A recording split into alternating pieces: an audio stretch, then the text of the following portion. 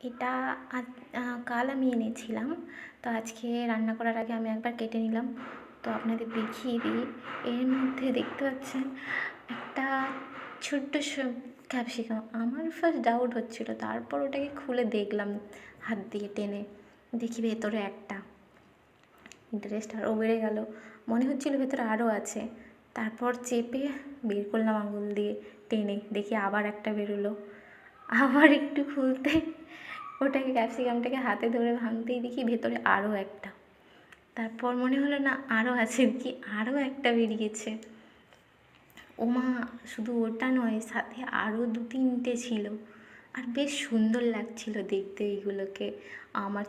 আমি লাইফে first time এইরকম দেখলাম। এর আগে আমি ক্যাপসিকামের ভেতরে যে এতগুলো ক্যাপসিকাম থাকে সেটা আমার জানা ছিল না। এই ফার্স্ট টাইম দেখলাম।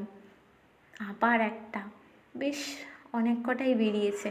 ব্যাস, আর নেই, ফাঁকা। তো আপনাদের দেখিয়ে দিই, এই হচ্ছে একটা।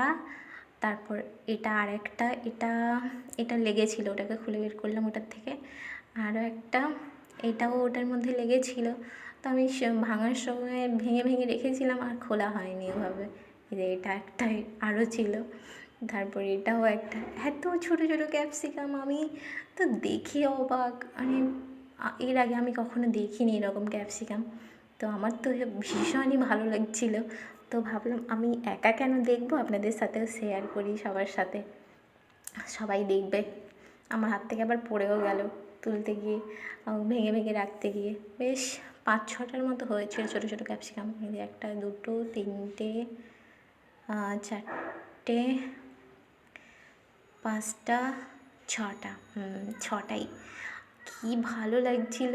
এবার আমি ভাবছি এইগুলোকে আবার কী করা যায়।